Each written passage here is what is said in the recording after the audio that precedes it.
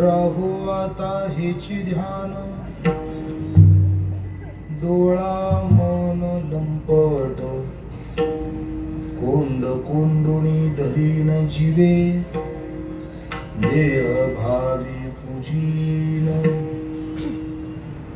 होईल येणे कळसा आले, स्थिरावले अंतरी, कोंड कोंडुणी धरीन जीवे, देह भावे पूजीन.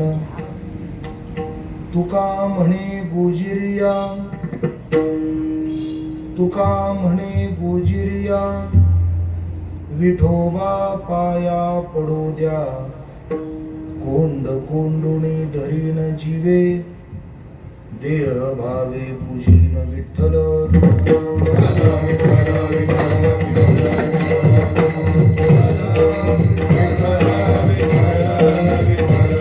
कुंडली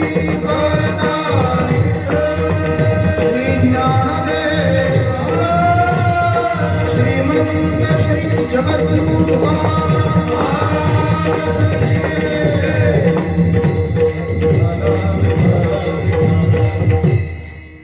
राहो आता हेची ध्यान, डोळा मन लंपट, कोंड कोंडुणी धरीन जीवे, देह भावे पूजीन. प्रस्तुत भगवत कथेकरिता, भगवत चिंतनाकरिता नियुक्त केलेला अभंग जगद्गुरु संत श्रेष्ठ श्रीमंत संत तुकाराम महाराज यांचा चार चरणांचा अतिशय प्रसिद्ध, अतिशय महत्वाचा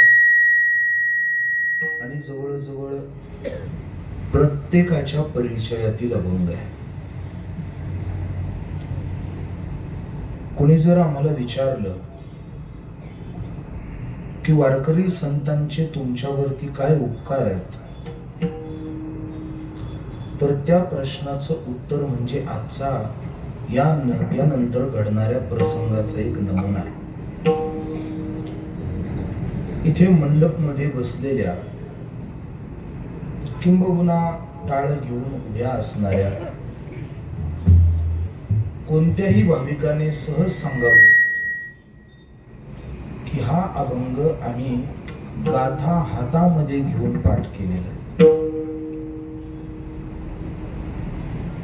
साहेब,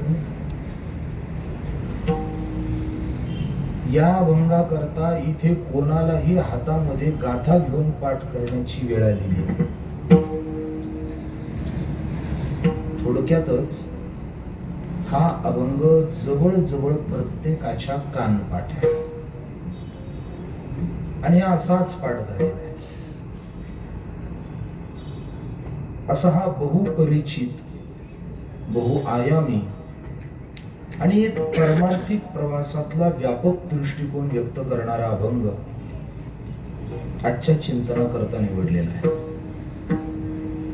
श्री तुकाराम महाराज या अभंगाच्या माध्यमातून स्वतःच्या परमार्थिक जीवनाच्या पूर्णत्वाची स्वप्न पाहतात, किंबहुना आपला पारमार्थिक भविष्यकाळ हा असाच असला पाहिजे त्याकरता केल्या जाणाऱ्या प्रयत्नांच्या विषयी थोडीशी चर्चा करतात. तुकोबारायांचं म्हणणं आहे, जर मला माझ्या पारमार्थिक जीवनामध्ये यशस्वी व्हायचं असेल, किंबहुना परमेश्वराने जर माणूस म्हणून मला या जगामध्ये पाठवलंय आणि परमेश्वराच्या त्या व्याख्येला जर मला खऱ्या खुऱ्या अंगाने उतरायचं असेल, तर मला त्याच्या ध्यानामध्ये राहावं लागेल, किंबहुना त्याचं स्मरण माझ्या अंतःकरणामध्ये नित्य राहावं लागेल. आणि ते राहण्याकरता मी माझ्या दोन इंद्रियांना आवर्जून लक्ष देऊन त्या ठिकाणी शक्तीत रुजवेल. त्यातलं पहिलं इंद्रिय आहे ते म्हणजे डोळा आणि दुसरं इंद्रिय ते म्हणजे मन. डोळ्याच्या आणि मनाच्या सहाय्याने मी परमेश्वराला माझ्या अंतःकरणामध्ये उतरवून घेईन आणि एकदा तो माझ्या अंतःकरणात आला की त्याला मी कोंडून ठेवेल. पण मला माहिती आहे मी माझ्या बाहुबलाने त्याला कोंडून ठेवावं एवढं माझं बाहुबलही नाही आणि एवढा तो कमकुवतही नाही. पण तरीही मी त्याला कोंडून ठेवील, कारण तो ज्या गोष्टीने कोंडला जातो त्या गोष्टीची मला माहिती आहे आणि तो उपचार मी करेन. मी त्याला भावनेने कोंडून ठेवील, नुसत्या एकात्मक नाही, माझ्या सर्वांगाने देहभावाने त्याला एवढं जवळ करेल की तो आपोआप मध्ये कोंडून राहील. आणि एकदा तो माझ्या अंतःकरणामध्ये स्थिरावून गेला की हळूहळू हळूहळू माझ्या पारमार्थिक जीवनाचा कळस मी मिळवेल. पण देवा, हे सगळी माझी स्वप्न आहेत, ही सगळी माझी अपेक्षा आहे. पण या सगळ्या अपेक्षा पूर्ण जर व्हाव्या असं जर तुला खरंच वाटत असेल तर पहिलं एक काम कर देवा, मला तुझ्या पाया पडू देवा. कारण तुझ्या पाया पडण्याशिवाय माझ्या या कृतीला शेवट मिळणार नाही. म्हणून हे बुजीरवाण्या माझ्या विठोबा, माझ्यावर प्रेम करणाऱ्या माझ्या विठोबा, माझ्या प्रेमाचा विषय असलेल्या हे विठोबा, मला तुझ्या चरणाजवळती स्थिर करून दे. माझं मस्तक तुझ्या चरणावरती ठेवू दे. जर असं केलं तर निश्चित माझ्या पारमार्थिक जीवनाचा प्रवास पूर्ण होईल. असा सरळ सरळ आणि साधा जगद्गुरु तुकोबरायांचा या अभंगाचा उत्कट भाव आहे. या अभंगाच्या संबंधाने काही अल्प स्वल्प विचार आपल्याला प्रकट करायचे आहेतच, पण तत्पूर्वी 2 शब्दांचा परिहार देणं आवश्यक आहे, गरजेचं आहे. आपल्या श्री क्षेत्र वाकसई, खरं म्हणजे वारकरी संप्रदायाच्या दृष्टीने जगद्गुरु तुकोबारायांच्या जीवनातली जी काही अनेक महत्वाची स्थानं आहेत, त्या अनेक महत्वाच्या स्थानांपैकी एक अतिशय महत्वाचं स्थान म्हणजे हे वाकसईचं क्षेत्र आहे, की ज्या ठिकाणी जगद्गुरु तुकाराम महाराजांना विसावा मिळावा. किती मोठं कुतूहल आहे बघा. सबंध जगाला विसावा देण्याची शक्ती ज्यांच्या जीवनामध्ये आहे, आशाला विसावा देणारी भूमी वाकसईची आहे. हे तुमचं सर्वांचं किती मोठी गोष्ट आहे. ज्या जगद्गुरु तुकोबारायांचं जीवन पाहिल्यानंतर, ज्या जगद्गुरु तुकाराम महाराजांचे अभंग गायल्यानंतर आम्हाला विसावा मिळतो, आम्हाला शांती मिळते, आम्हाला समाधान मिळते.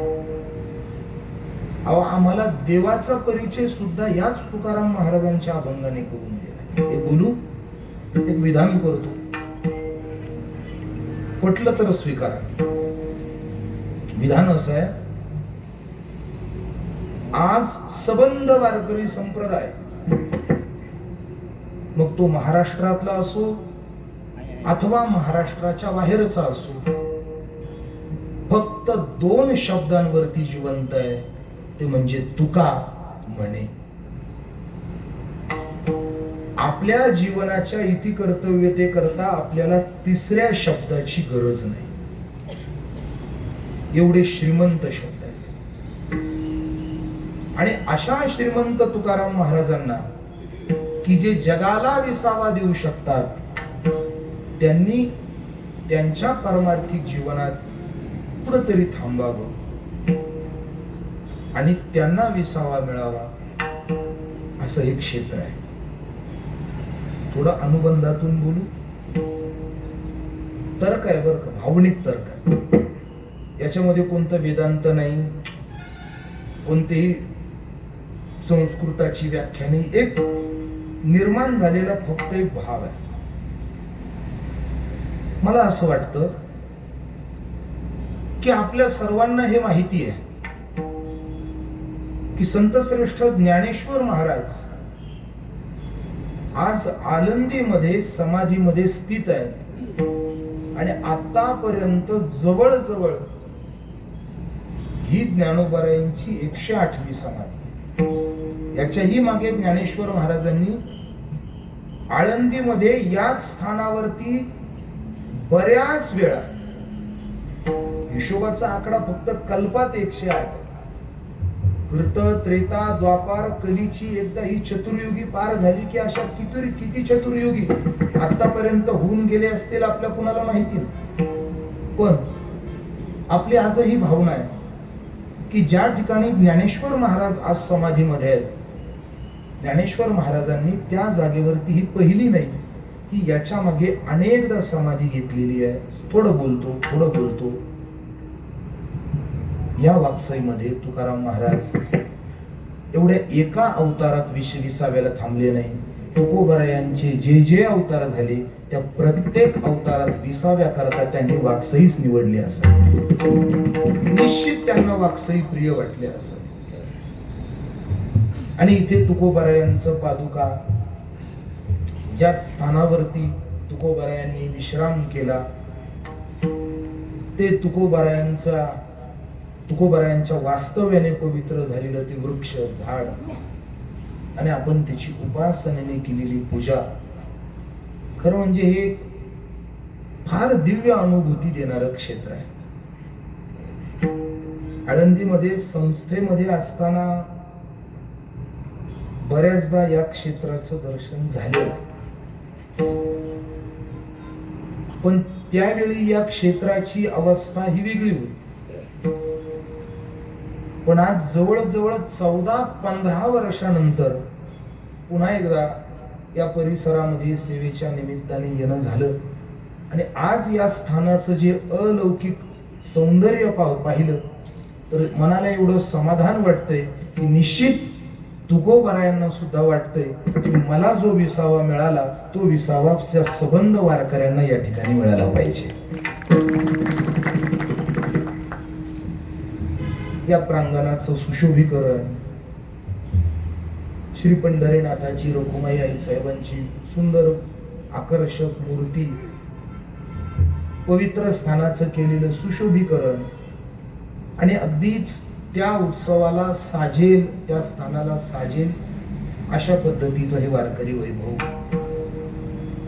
मंडपाची आकर्षकता, व्यासपीठाची आकर्षकता, रामचंद्र प्रभूंचं एका बाजूला दर्शन आहे, छत्रपती श्री शिवाजी महाराजांचं एका बाजूला पवित्र दर्शन आहे आणि वर आल्यावर तर काही फडावरती असल्यासारखंच वाटतंय. फडापेक्षा वेगळं वैभव राहिलं तरी काय.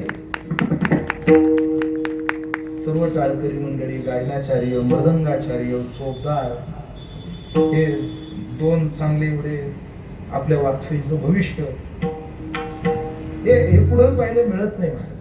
एक बोलू, मी स्तुती पाठक व्यक्ती बिलकुल नाही, ते करणं माझं कामही नाही आणि मी त्यामध्ये रत असलेला व्यक्ती नाही. पण एक निश्चित बोलेल, ही कल्पना ज्या व्यक्तीच्या बुद्धीमध्ये आलेली असेल ना, निश्चित त्या व्यक्तीच्या बुद्धीला तुकोबरायाच्या विचाराने अगोदर धक्का दिलेला असला पाहिजे. मला माहिती नाही ही कल्पनेचा उद्गाता कोण आहे किंवा ही परंपरा टाळकऱ्या सर्वांनी फडासारखी, कशी आपण सर्वजण फडामध्ये फेटे घालता, फडामध्ये कंबर बांधता आणि अशा पद्धतीने जे सगळं करतो ते आपण या ठिकाणी अगदी नियमबद्ध हे फार चालू केलंय. म्हणजे आश्चर्य, व्यासपीठावरती ज्याच्या डोक्यावर फेटा नाही तो माणूस सुद्धा नाही. खरं म्हणजे आज महाराष्ट्रातल्या प्रत्येक सप्ताहाने आदर्श घ्यावा अशा पद्धतीचं चित्र या ठिकाणी आणि बरं वाटतं. वारकरी नियम पाळणारी मंडळी, वारकरी नियमाने जीवन जगणारी मंडळी भेटली ना की बरं वाटतं. आज फार समाधान वाटलंय आणि आपलं हे देवस्थान, या देवस्थानची सर्व विश्वस्त मंडळी आणि आपण सर्व भक्त परिवार, सर्व आदरणीय गुणीजन, गायनाचार्य, मृदंगाचार्य, सर्व आदरणीय टाळकरी मंडळी, विनेकरी महाराज, आपण सर्व श्रोतेजण उत्कृष्ट साऊंड सिस्टीम, तुमचं खरंच सिस्टीम कौतुक आहे बरं का. नाही, मी आवर्जून का बोलतोय त्याचं कारण महाराज, माझा आतापर्यंतचा इतिहास आहे की माझं आणि याचं भैरवीला जमतं. पण आज रामकृष्ण हरीपासून अगदी, कारण माझं बोलणं मुळात थोडं शांत आहे आणि शांत असल्यामुळे बऱ्याचदा याची फार मोठी अडचण येते आणि बऱ्याचदा मोठ्यानं बोलणाऱ्या श्रोत्यांनाच आमचा आवाज जात नाही कळालं. पण आपणही फार सर्वजण शांततेने बसलेले आहात. व्यवस्था सुंदर आहे. दृकश्राव्याच्या माध्यमातून या कीर्तनाचं प्रसारणही चांगल्या पद्धतीने होत आहे. आपल्या सर्वांचं करावं तेवढं कौतुक कमी आहे. जास्त काही विस्तार करत नाही. मला माहिती आहे प्रस्तावना सुरू आहे, पण एकच बोलतो, अशी जी उत्सवाची आखीव रेखीव परंपरा आपल्याला तुकोबारायांनी ही जी आपल्या बुद्धीमध्ये आणली आहे ना, निश्चित आपली ही परंपरा अशीच आपली पुढची पिढी संयमतेने चालू ठेवावी, एवढीच फक्त तुकोबारायांच्या चरणी प्रार्थना. आपल्या सर्वांचं कुल असंच पवित्र राहावं, शुद्ध राहावं आणि तुकोबाराय आपल्याकडनं ही सेवा करून घेता आहेत. आणि अगदी संकल्पित वेळेमध्ये या अभंगाच्या संबंधानं आपण थोडा विचार करू. खरं म्हणजे हे उत्सव घडता येत नाही असं नाही, उत्सव फार सुरू आहे. आज जवळजवळ महाराष्ट्रभर आणि महाराष्ट्राच्या बाहेर सुद्धा आज जगद्गुरु तुकोबारायांच्या बीजेचे उत्सव सुरू आहेत. अगदी 2 दिवसावर बीज येऊन ठेपलेली आहे. उत्सव फार सुरू आहेत. उत्सवांना कमी नाही, उत्सव खूप आहेत. पण एवढ्याही सगळ्या प्रवाहामध्ये एक छोटीशी गोष्ट जरा खेदानं बोलावी वाटते, जरा खेदानं. उत्सवाची उंची फार झाली आहे, पण खोली गाठणारी माणसं फार कमी झाली आहेत. खोली वाढावी. तुम्ही म्हणाल महाराज असं कसं बोलता? अहो, जोपर्यंत विचाराची उंची वाढत नाही, जोपर्यंत मनात येत नाही, तोपर्यंत असं मोठं व्यापक स्वरूप प्राप्त होत नाही, याबद्दल शंका नाही. पण एवढं सगळं होऊन देखील, असून देखील आपल्या मनावरती जो एक प्रभाव, आपल्या मनावरती जे तुकोबारायांच्या विचाराचं वजन पडलं पाहिजे ना, ते अजूनही जरा पावशेर आणि शेराभराने थोडस हापर पडत चाललंय. मग थोडासा जर बारीक विचार केला तर एवढी सगळी व्यवस्था आहे, एवढे सगळे विधिवत सुरू आहेत, तरी देखील त्याचा प्रभाव पूर्णपणे का पडत नाही? आग तर पिकलेली खूप आहे, पण भाजी शिजत नाही. काय होत आहे? थोडं आपल्या भागात बोलू का? चांगला दणदण चांगली चूल पेटली, पण अजून तांदूळच शिजत नाही. काय कुठं तरी काहीतरी गणित चुकतंय, गणित कुठंतरी बिघडतंय. मग खूप विचार केल्यानंतर एक गोष्ट समोर येते की एवढी सगळी व्यापकता असून सुद्धा परिणामाची छटा अजून का बदलत नाही? तर त्या बाबतीत एकच विधान करावं असं वाटतं की ज्यावेळी या 2 गोष्टी आहेत, जेव्हा एखादी गोष्ट मिळत नाही त्यावेळी तिचं महत्व कळत नाही, आणि एखादी गोष्ट मिळाली की अतिपरिचयामुळे तिच्याकडे माणूस कान गडतो, दूर लोटतो. अतिपरिचयात अवज्ञा संतत गमनो अनादरो भवती लोके प्रयागवासिनाम कूपे स्नान समाचरेत. अशी आपल्या अध्यात्माची आणि आपली नात्याची थोडीशी सूत्रबद्धता ढिली झाली. आपल्याला मिळालं नाही असं नाही हो, मिळालं फार खूप, पण ते कोणतेही विशेष प्रयत्न न करता मिळाल्यामुळे हळूहळू त्याची किंमत जरा त्याचे 2-3 दुष्परिणाम आहेत. त्याचा पहिला गोंधळ असा झालाय की फुकट मिळाल्यामुळे, थोडा व्यावहारिक शब्द बोलतो बरं, थोडा व्यावहारिक. आता आपण व्यवहाराच्या नगरीमध्येच राहतोय आणि तुमचा परिसर तर भाग्यवान आहे, पुणे आणि मुंबईच्या मध्ये लगदलेला आहे. इकडं जमीनच शिल्लक दिसत नाहीये. आता फक्त मोकळी थोडी थोडी राखीव मैदान आणि डोंगर एवढं सोडलं तर जमिनीचं अवघड झालं इकडे. आपण व्यवहारातच जगणारी माणसं सगळी थोडं व्यावहारिक बोलतो. फुकट मिळाल्यामुळे आपण आपल्याला पहिला त्याचा दोष असा झालाय की या गोष्टीची आपल्याला किंमत राहिलेली नाही. असं आहे, ज्या गोष्टी फुकट मिळतात ना त्याची किंमत फार कमी लागते. वारीतली घटना आहे. माऊलीच्या बरोबर पालखीमध्ये जाताना ज्यावेळी पालखी पुण्याच्या जवळ येते,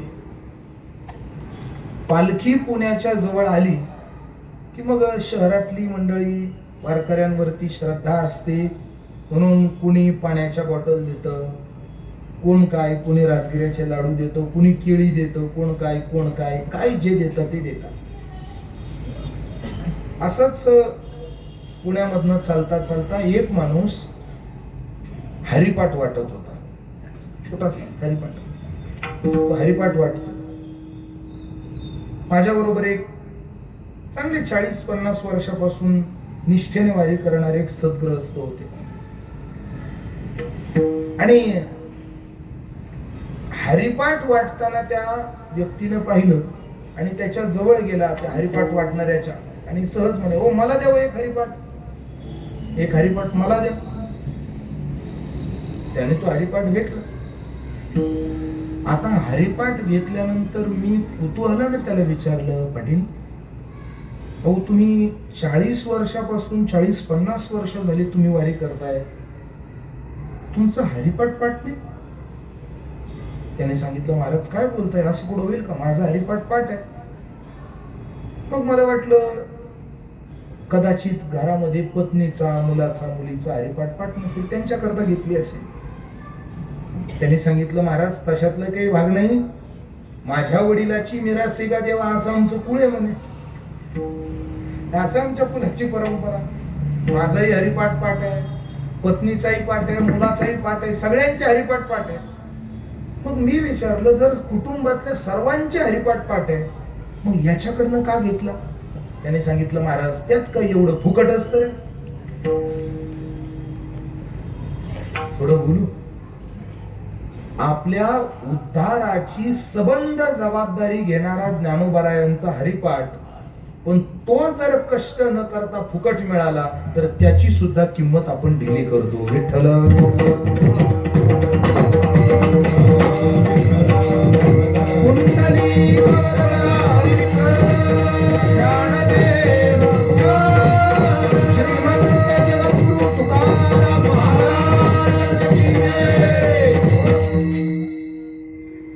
माणसाला गोष्ट सहज मिळू लागली ना तर त्याचा पहिला दुष्परिणाम हा आहे की तिला, त्या व्यक्तीला त्या गोष्टीचं महत्व कळत नाही, त्याचं महत्व कळत नाही.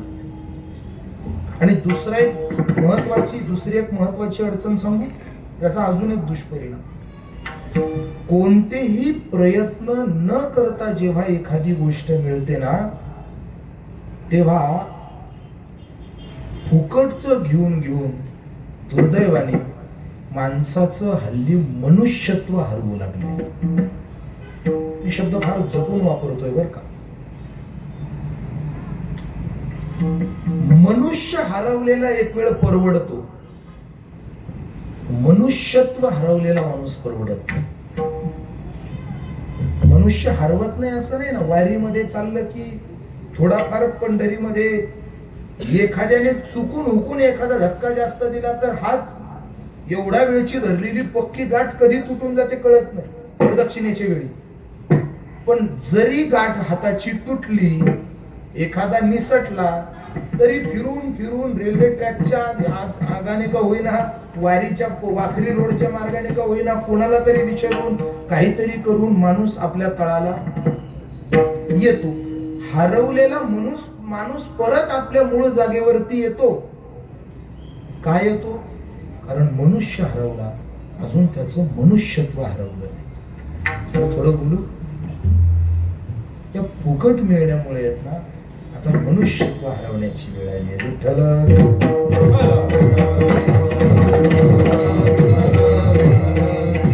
स्वधामना स्वधामना तीरस्तदाह स्वधाम.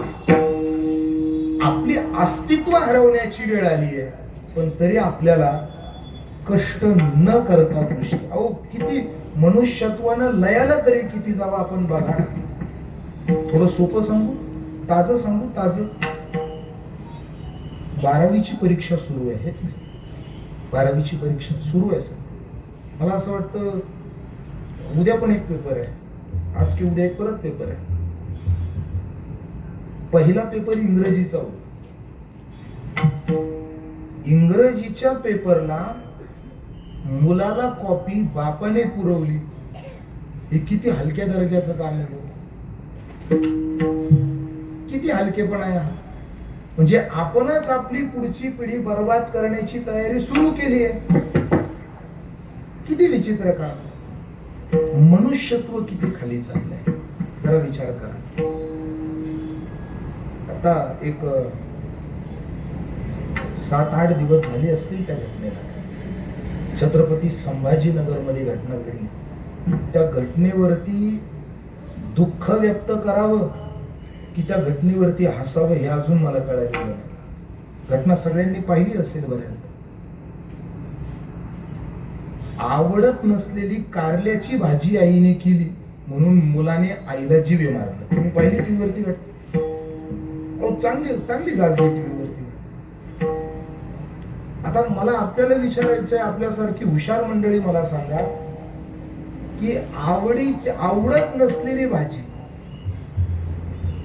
अहो आमची परंपरा एवढी श्रेष्ठ आहे, आमची परंपरा एवढी श्रीमंत आहे की आम्हाला हा नियम घालून दिलाय की ताटात जे समोर आलंय त्याला देव मानून खायचं. ही आपली परंपरा आहे.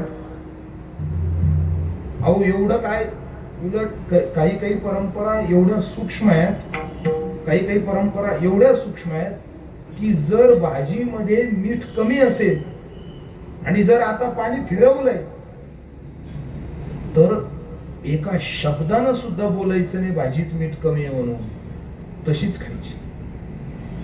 एवढं सूक्ष्म आमचं आचरण आहे, एवढी सूक्ष्म आमच्या आचारा विचाराची पद्धती आहे. अहो आम्ही अन्नाला साक्षात देव मानून स्वीकारणारी माणसं. आपण रोजच म्हणतो वदनी कवळ घेता नाम घ्या श्री हरीचे, सहज हवण होते नाम घेता फुकाचे, जीवन करी जीवित्व. आता ही पुढची ओळ मला अधोरेखित करायची. अन्न हे पूर्ण ब्रह्म. आम्हाला हे शिकवलंय आमच्या परंपरेने की तुमच्या समोर जे आलंय ते साक्षात परब्रह्म आहे. आणि याच्या पुढे एक बोलायचं, उदर भरण नोहे. त्याला नुसतं पोट भरवणं समजू नका, जाणीजे यज्ञ कर्म. ताटाच्या बाजूने पाणी फिरवलं, किती सूक्ष्मता आहे आमच्या संस्कृतीमध्ये बघा ना. आता हे ताटाच्या बाजूने पाणी फिरवणं हे पटत नाही. हे काय असतं? एखाद्याने विचारलं ताटाच्या बाजूने का पाणी फिरवतात? आता विचारणाऱ्याला उत्तर सुद्धा त्याच्या विचारण्याच्या उंचीवरनं द्यायचं असतं. ताटाच्या बाजूने का पाणी फिरवतात? नाही, जेवता जेवता मुंग्या आत येऊ नये. ही काय पद्धत आहे? शास्त्र आहे त्याच्या मागे.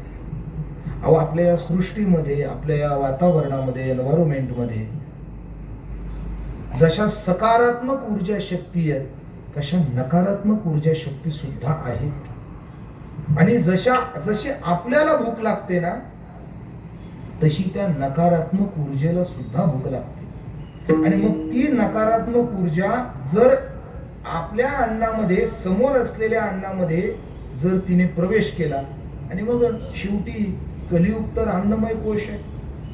अन्नाच्या आधाराने ती शक्ती. आता हे कुणी मानेल कुणी मानत नाही, पण उपनिषदांनी या गोष्टीला आणि वेदाने या गोष्टीला अधोरेखित केलेलं आहे. थोडं बोलू का? मला बोलू का? वाईट नाही वाटणार ना? वाईट वाटणार नाही ना? काही जण म्हणतात महाराज आम्हाला हे पटत नाही. एक बोलू, ज्याला पटत नाही त्याच्याकरता हे बोललेलंच नाही. विठ्ठल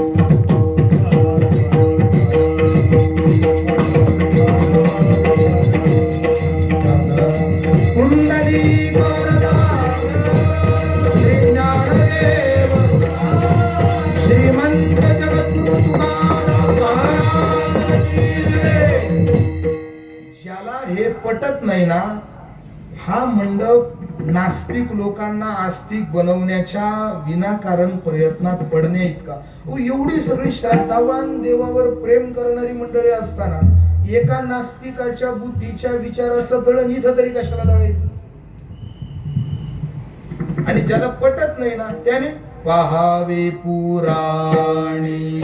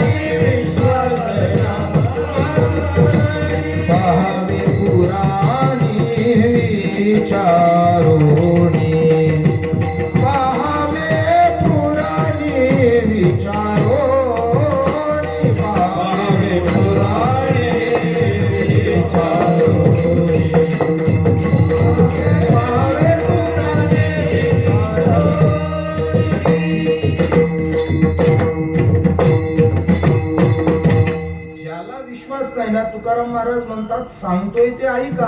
जर ऐकायचं नसेल ना तर मग सरळ काम आहे. तुका म्हणे नाही विश्वास ज्या म्हणी पहावे पुराणे. तुम्हाला जर सांगणाऱ्यावर विश्वास नसेल तर मग तुम्ही पुराणाचा धांडोळा घेऊन शोधा.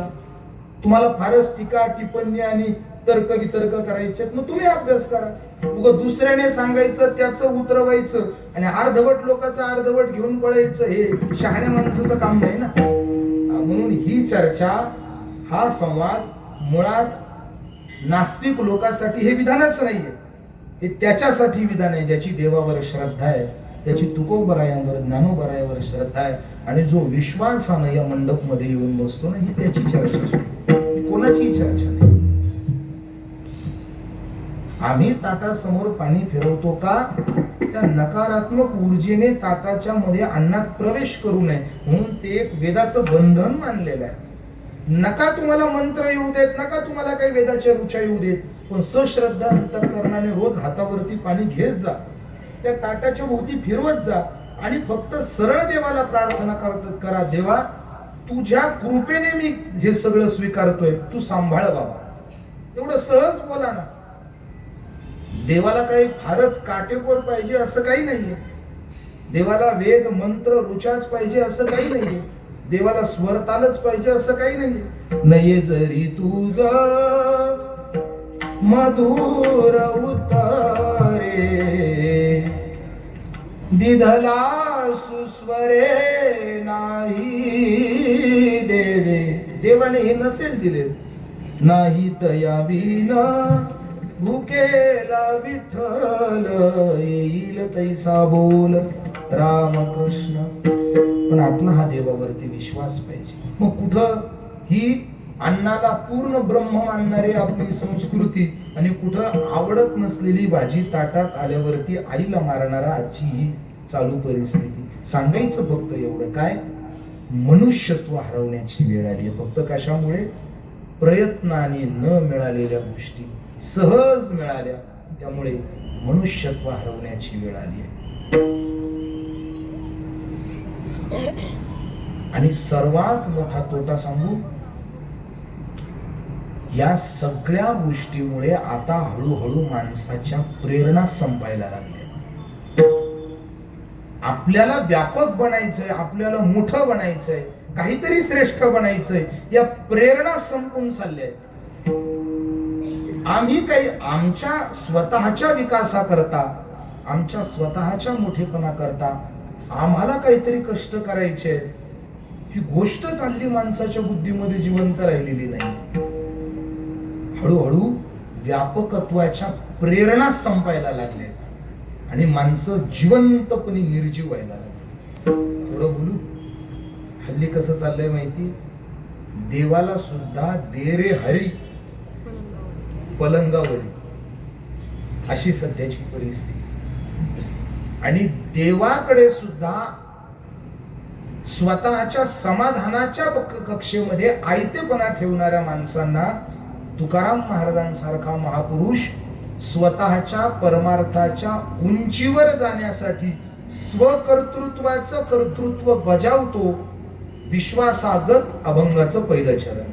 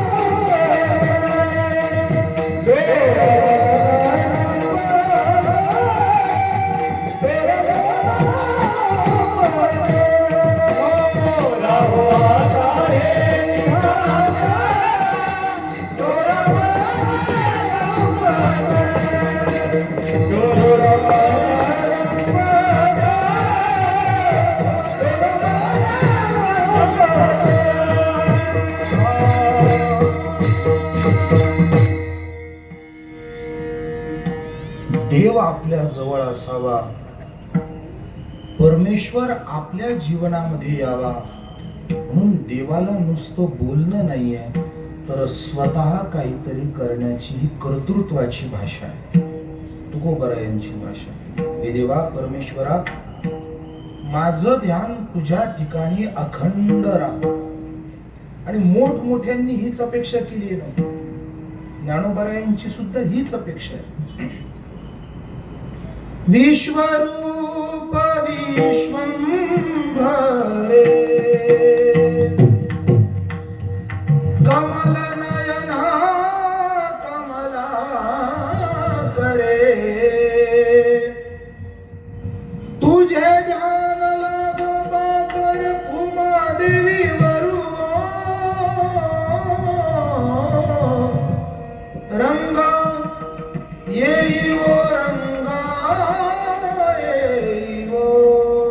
माऊली सारख्यांची अपेक्षा आहे, ज्ञानोबा सारख्यांची अपेक्षा आहे की मला तुझं ध्यान लागो, तुझे ध्यान लागो बाप रखमा देवी वरून. ही वारकऱ्यातली चालेल, वारकऱ्यातली चालेल. लता दिदींनी वेगळं केलं. काय महाराष्ट्रामध्ये एक एक विभूती निर्माण झाल्या. ज्ञानोबा तुकोबारायांचे असे काही अभंग आहेत की ज्यांना चांगले चांगले संगीत तज्ञ थांबले, त्यांना लता दिदींनी, पंडित भीमसेन जोशी अशा चांगल्या चांगल्या दिग्गजांनी अजरामर संगीतबद्ध करून ठेवले. नमुना नमुना रंगा येईवो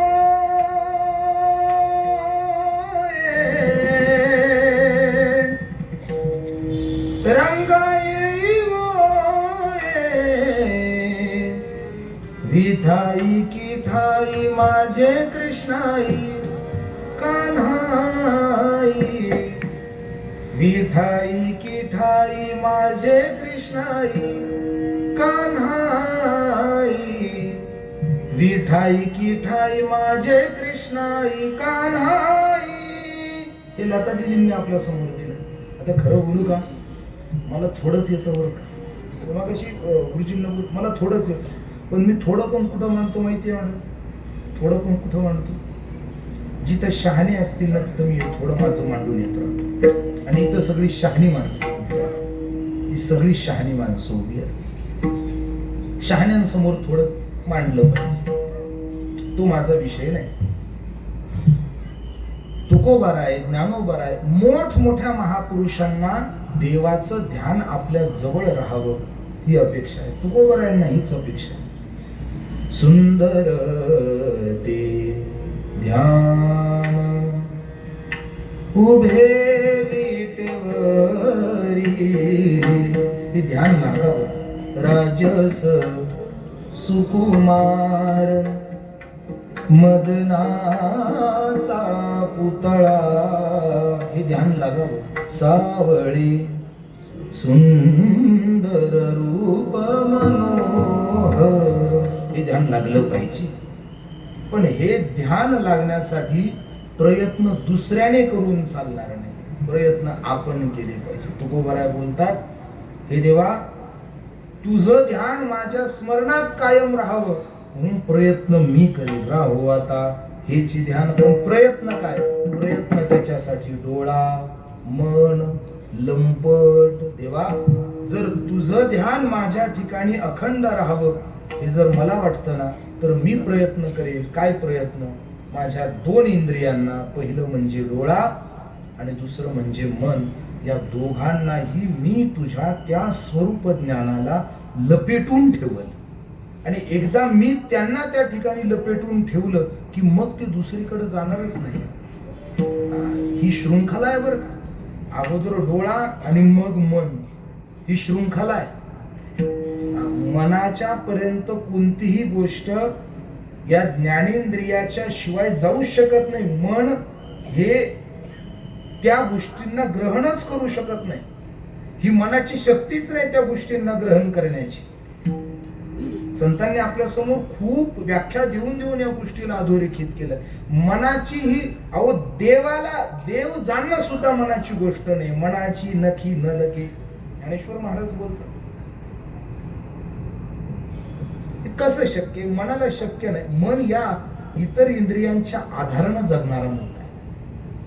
म्हणून अधोरेखित तुकोबारायांनी केलंय. पहिलं डोळा. अहो या डोळ्याने किती घोळ घातले आपल्याला माहिती आहेत ना. भागवतातलं प्रसिद्ध प्रकरण सगळ्यांना माहिती आहे. अजामेळाचं चांगला होता आणि पूजेची साधन सामग्री आणण्याकरता गेलता की हो. फक्त येता येता नियोजित वाटेने येण्याच्या ऐवजी दुसऱ्या वाटेने आला. थोडी वाट वाकडी केली आणि थोडी वाट वाकडी केल्याचा परिणाम एका वेश्येचा आणि पुरुषाचा तो पशुधर्म फक्त काही क्षण डोळ्यांना पाहिला. काही क्षण. थोडं बोलू प्रमाण बसत नाही बरं का. शब्द संगतीने बसवतो. देखीला डोळा वैसला म्हणे अर्थार्थी बसत नाही, पण शब्दांकनाने लावा. डोळ्यानं पाहिलं आणि मनामध्ये ते दृश्य एवढं बसलं, वेदाची सेवा सुटली, देवाची सेवा सुटली, संध्या सुटली, माता पित्यांची सेवा सुटली, पतिव्रता भार्येचा त्याग झाला आणि जीवन एवढं भयंकर झालं की वेश्येपासनं 10 मुलं व्हावी. घोळ कुठे झाला? फक्त डोळ्याने घोळ केला ना, फक्त डोळ्याने घोळ केला. अहो, प्रसिद्ध कथन आहे सौभरी ऋषी, सगळ्यांना माहिती आहे. सौभरी ऋषींचं चरित्र काय अपरिचित थोडं आहे. संध्या करण्यासाठी फक्त सरोवरात गेले आणि संध्ये करता पाणी हातात घेतलं आणि पाणी सोडता सोडता फक्त पाण्यामध्ये मत्स्य मैथून पाहिलं. क्षणकाळ पाहिलेलं, ते काही क्षण पाहिलेलं मत्स्य मैथून. परिणाम, जसे त्या सरोवराच्या बाहेर निघाले तसे राजाकडे गेले आणि राजा समोर जाऊन, आता राजाने पाहिलं महर्षी आले, नमस्कार केला, आदर सत्कार झाला, सगळं झालं आणि राजाच्या समोर जाऊन राजाने विचारलं, महाराज काय कशा करता एवढं घाई घाईने? काय नाही म्हणे राजा, मला लग्न करायचंय. कोण? सौभरी ऋषी, मला लग्न करायचंय.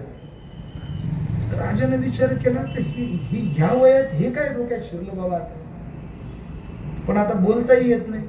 मग राजाने विचारलं, ठीक आहे, सगळी व्यवस्था करतो, मंडप देतो, स्वयंपाक देतो, अजून काय लागेल लग्नाकरता ते सगळं देतो. सौभरी ऋषीने सांगितलं, हे काही देऊ नको, ही सगळी व्यवस्था जवळजवळ झालेली आहे, 90% सगळं काम झालेलं आहे, फक्त 10% काम बाकी आहे. कोणतं? मुलगी नाही. राजा म्हणे, शाबास रे गडी. आता खरं बोलू, हल्लीच्या काळात गणित उलट आहे. आम्ही करून आणतो, पण फक्त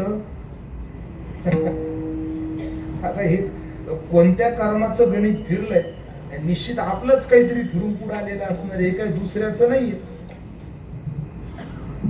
सौभरी ऋषीने सांगितलं, बाकी अडचण नाही, फक्त मुलगी दे बाबा. तर राजाने विचार केला, ठीक आहे, बघतो कोणी देतं की नाही मुलगी, बघू म्हणे. त्यांनी सांगितलं, लोकाला कशाला सांगतो म्हणे बघायला, कारण त्या राजालाच मुली होत्या 60. ते म्हणे, तुझ्याकडे 60 आहेत, एखादी मला दे. राजा म्हणे, ठीक आहे, बघू, तुम्ही बसा, मी मुलींना बोलावतो, तुम्ही पहा तुम्हाला कोण पसंत पडते आणि त्यांनाही पाहू द्या त्यांना कोण पसंत पडतंय. तुम्हाला पण पसंत केलं पाहिजे ना. म्हणजे बरं, आता मुलगा यांना मुलगी देणं म्हणजे अवघडच काम आहे. हे ऋषी, ना कोणती प्रॉपर्टी, ना बँक बॅलन्स, ना जमीन, ना घर, बरं करतीन शेवटपर्यंत प्रपंच, हे तरी कशाहून? मनात वैराग्य आलं, गेले निघून. आता त्या मुलीकडे कोण पाहणार? काय करायचं? आपल्या वेधशाळे, आपल्या अध्यात्मशास्त्रामध्ये मुलगी कुणाला द्यावी याची 10 लक्षणं सांगितलेली.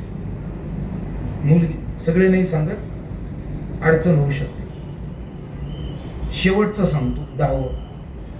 मुलगी कुणाला द्यावी त्यातलं शेवटचं लक्षण सांगतो,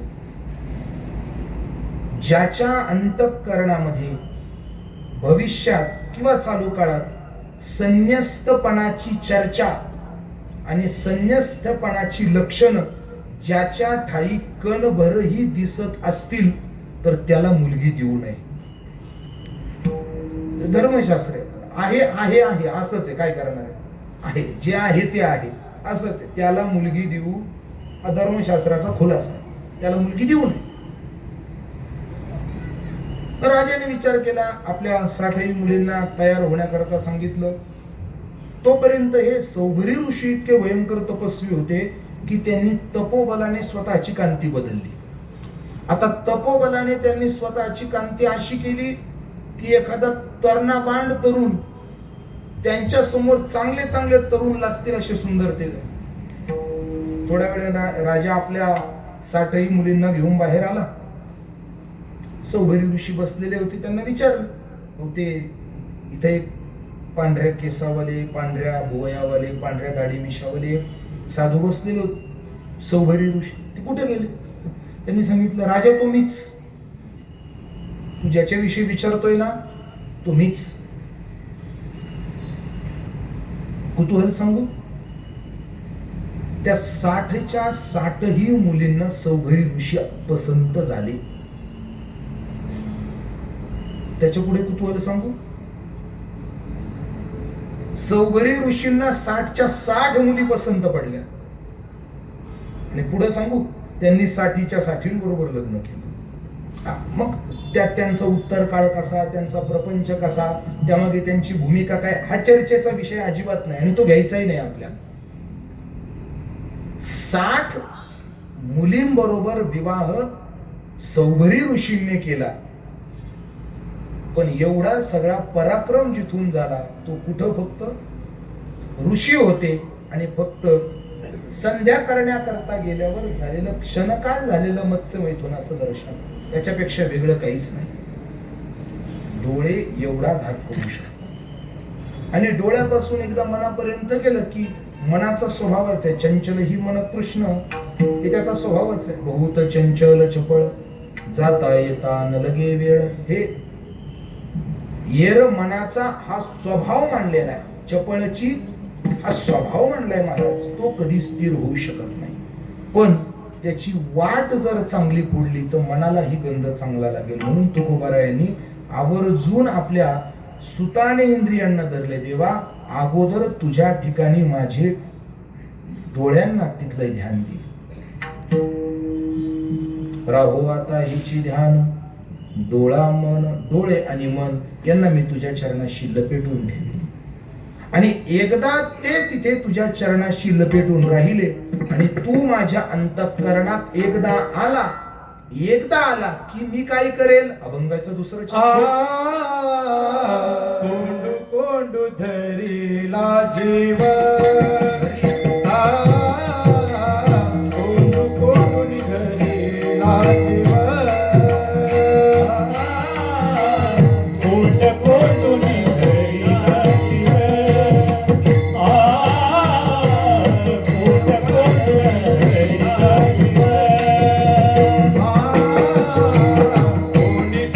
धरीला जीव,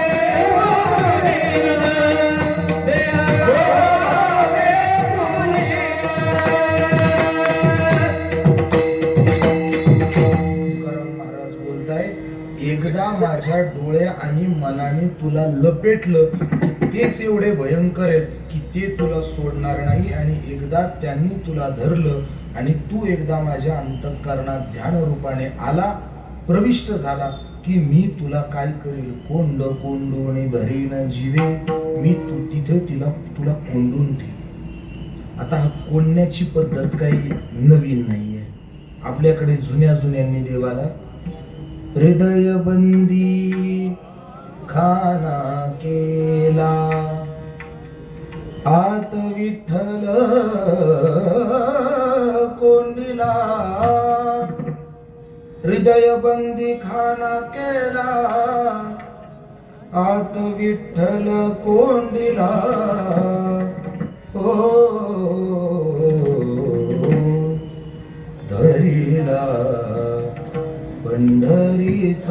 चोर. ही आपल्याकडे पद्धत काय? देवाला आतमध्ये कोंडून ठेवण्याची पद्धत काय आपल्याकडे? जुनी अशी नवी असं नाही, ही जुनीच पद्धत आहे. देवाला अनेकांनी कोंडून ठेवले, पण देव काय असा कोंडून राहणार आहे का? एक बोलू, देव कोंडून राहणारा नाही असं नाही. देव हौशेने कोंडून राहतो, फक्त त्याच्या लायकीचं हृदय त्याला मिळालं पाहिजे. ज्ञानोबराय बोलतात, जड झडोनी वहिला निग ये भक्तीची वाटे लाग, का पावसी अव्यंग निजधाम माझे. जेव्हा अशा पद्धतीचं हृदय देवाला मिळतं ना, देव तिथे स्वतः होऊन, ज्या सुखा कारणे देव वेडावला, वैकुंठ सोडोनी संत सदनी राहिला. तो स्वतःहून थांबतो, फक्त त्याला लायकीचं हृदय मिळालं पाहिजे. त्याला त्या योग्य अंतःकरण जर मिळालं. पण तसं तयार होण्याकरता तेव्हा मी प्रयत्न करीन. काय? देह भावे पूजीन, तू तिथेच राहावं असं मी माझं मनमंदिर तयार करेन. देव आपल्या घरी येईल, राहील, फक्त त्याने यावं, राहावं इतकं निष्कलंक जीवन आपण ठेवायची तयारी असली पाहिजे. कारण तो भावानेच बांधला जातो. देव भूलला भावासी, देव भूलला भावासी, सांडोनिया वैकुंठासी, सांडोनिया वैकुंठासी. देव तिथे येऊन राहतो. देव सुद्धा बोलतो, पण कशाने? भावाने. तो सुद्धा भुकेला, देव भावाचा भुकेला, किंवा देवा कारणे भाव तस्मात, किंवा काही न लगे एक भावाची कारण. देव भावाने आकळता येतो, नवे नवे भावानेच आकळता येतो. भाव बळे आकळे ये रवी, नाकळे कितीही प्रयत्न करा तो आकळत नाही. आणि एकदा संपूर्ण जीव भाव त्याच्यावरून ओवाळून टाकलं की मग बाकी तो हौसेने तिथं राहील, हौसेने राहील. आणि गोपाळ राहे तेथे, देवानी गोपाळ राहे तेथे, देवानी गोपाळ राहे तेथे, देवानी गोपाळ राहे तेथे.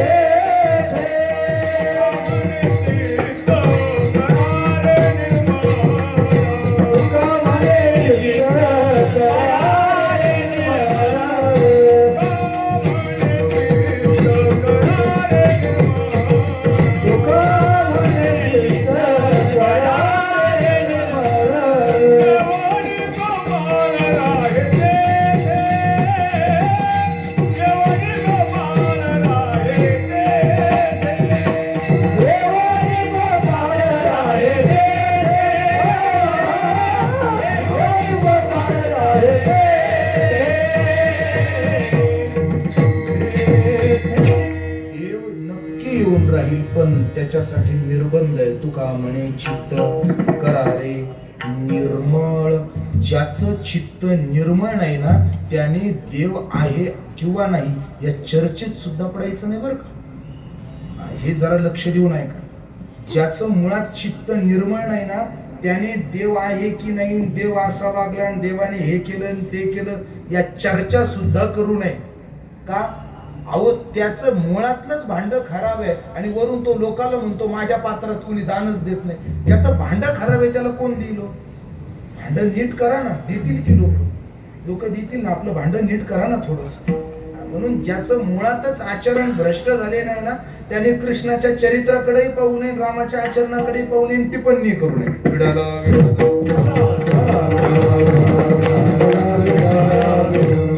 आपलं अंतःकरण शुद्ध असेल ना, येऊनी गोपाळ राहे तेथे, तो नुसता राहत नाही, आनंदानं राहतो, नांदतो, थांबतो, आणि जेव्हा अंतःकरणात देव येऊन थांबतो ना, त्यावेळी तुकोबारायांसारख्या महात्म्याच्या अंतःकरणातल्या देवाच्या नित्य राहण्याचा परिणाम त्यांची भक्ती कळसाला जाऊन पोहोचते. अभंगाचं तिसरं चरण. होईल येणे कळसाले, होईल येणे कळसाले, होईल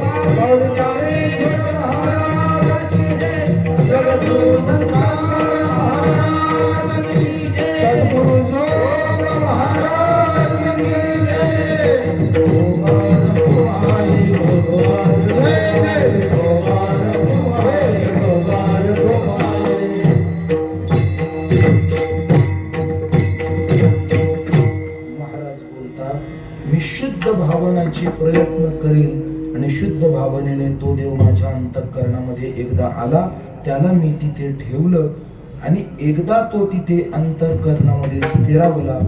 तो जर स्थिरावला तर होईल काय, माझी भक्ती कळसाला जाईल. महाराज, आपली भक्ती कळसाला जाणं जास्त महत्वाचं आहे. तुकोबारायांच्या जीवनातल्या परमार्थाचा शेवट जो झाला तो त्यांच्या भाषाच किती गोड आहे पाहणं. एरवी जो शेवट कोणाचा चांगला होत नाही. थोडं बोलतो, भजन करा. विठ्ठल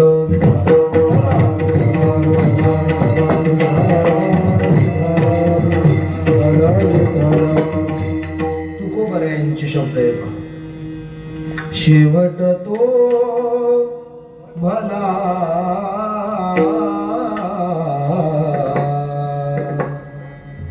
माझा बहु गोड झाला आलो निजाच्या माहेरा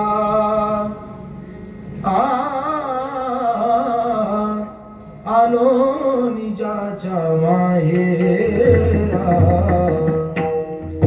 आलो निजाच्या माहेरा भेटी रखुमाईच्या वरा.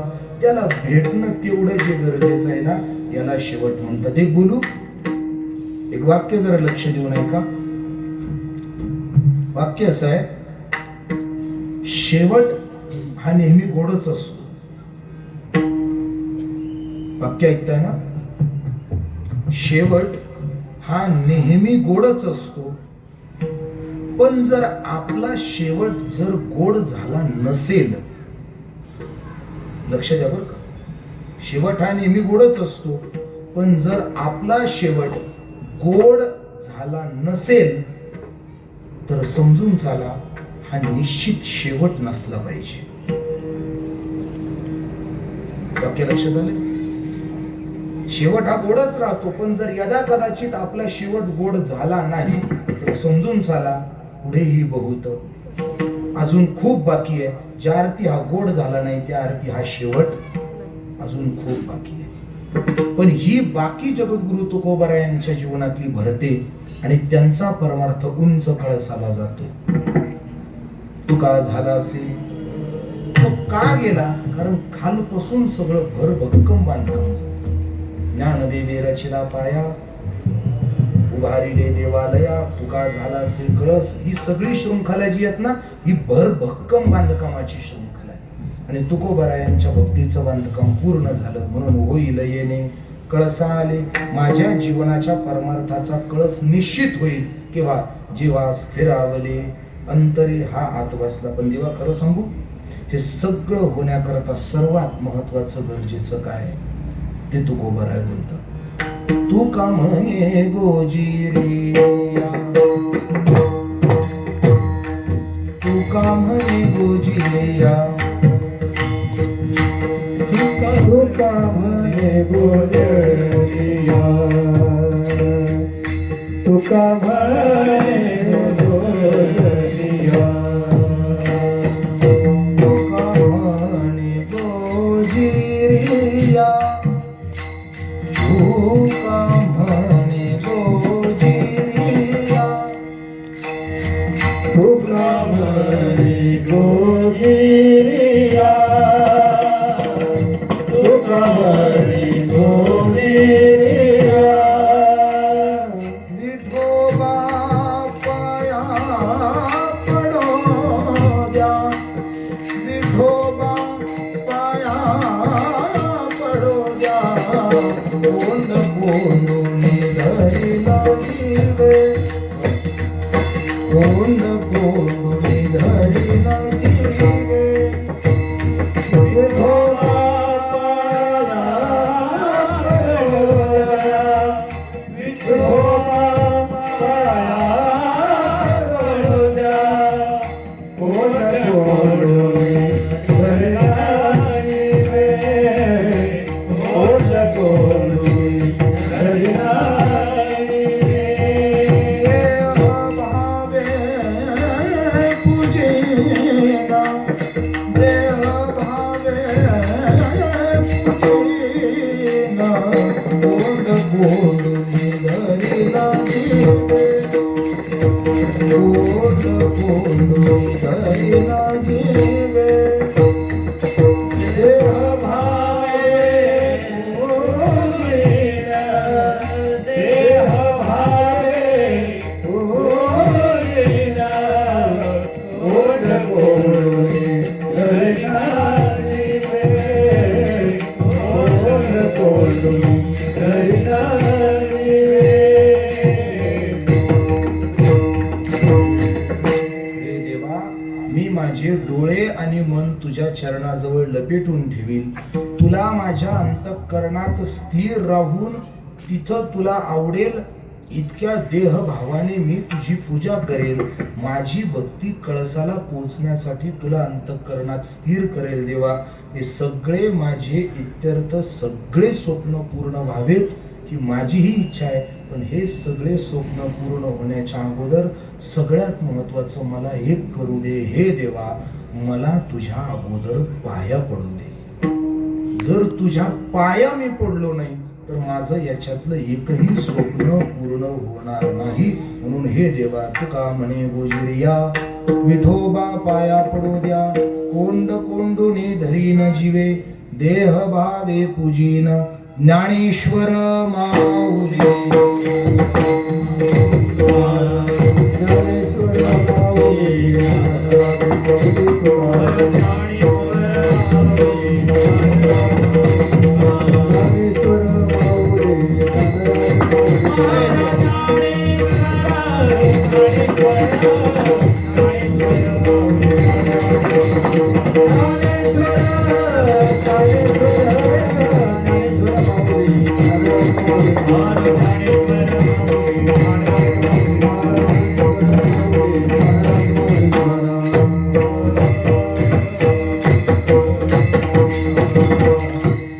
तुका म्हणे गुजिरिया, विठोबा पाया पडू द्या.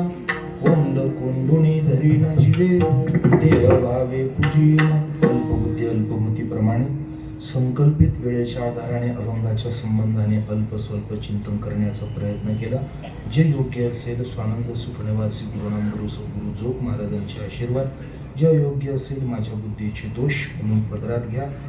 आपल्या या पवित्र स्थानावरती वाकसई क्षेत्रामध्ये जगद्गुरु तुकोबारायांच्या या पवित्र स्थानावरती ज्या ठिकाणी जगद्गुरु तुकोबारायांना विसावा मिळाला, त्यांनी विश्राम केला, आराम केला, अशा या पवित्र स्थानावरती आपण सालाबादप्रमाणे हा उत्सव अतिशय आनंदामध्ये, थाटामाटामध्ये आणि वैभवशाली वातावरणामध्ये संपन्न करता या उत्सवाला ज्यांचं ज्यांचं सहकार्य आहे अशी सर्वच गुणीजन, गायनाचार्य, मृदंगाचार्य, हार्मोनियम वादक, विनेकरी महाराज, सर्व आदरणीय टाळकरी मंडळी, चोपदार मंडळी, सर्वच साऊंड सिस्टीम ऑपरेटर, दृकश्राव्याच्या माध्यमातून ही सेवा दूरपर्यंत पोहोचवणारी सर्व स्नेहीजन, आपण सर्व प्रभुप्रिय श्रोते सज्जन, माता भगिनी आणि सर्व संयोजन करणारे संयोजक, ज्यांचं ज्यांचं या उत्सवाला प्रत्यक्ष अप्रत्यक्ष सहकार्य आहे, अशा सर्व महानुभावांच्या चरणावरती विनम्र भावाने वंदन करतो आणि माझी दिलेली संयुक्तिक वेळ संपलेली आहे. भैरवी. विठ्ठल जय जय विठ्ठल, विठ्ठल जय जय